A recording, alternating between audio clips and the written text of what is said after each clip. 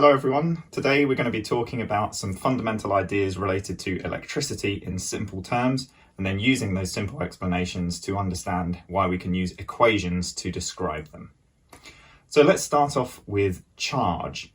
Well, if an object has charge, that just means it's going to get pushed or pulled when it's in an electric field, and charge can be positive or negative. For example, electrons are tiny little particles that have got a negative charge. So if we put an electric field through a wire that's got lots of free electrons inside it, those electrons are going to get pushed along. Okay, not too tricky so far. That's charge. What about current?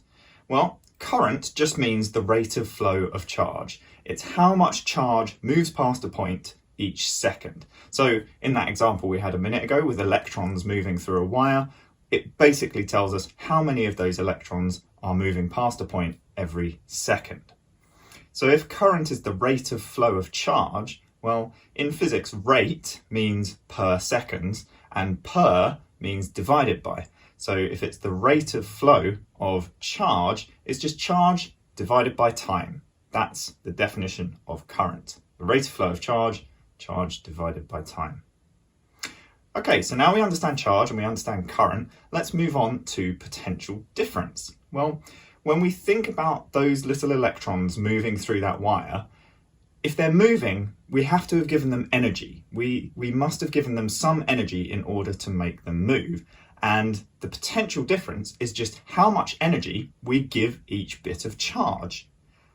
So the potential difference is the energy per unit charge. We're using that word per again, which means divided by. So potential difference is energy divided by charge. Okay, we're almost done. So we've done charge, we've done current, and we've done potential difference. What about resistance? Well, as those electrons are moving through that wire, they're going to bump into the atoms that the metal is made of. And every time they do, it's going to oppose their motion a little bit. And that's all resistance is, really. It's the opposition to the movement of charge. But let's think about it in terms of current and potential difference. We said that potential difference is how much energy we give them to move, and the current is how much they end up moving. So the resistance is basically just the ratio of how much we're pushing them to how much they're actually moving. It's just the potential difference divided by the current. It's the ratio of the energy pushing each bit of charge to the rate at which each bit of charge is moving. So now we've got a decent understanding of charge, current, potential difference, and resistance, and we have some nice equations to match up with those descriptions.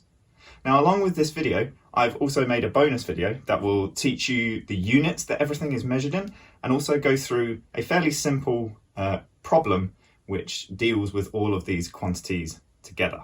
And if you want to check that out, you can click that link up in the corner right now.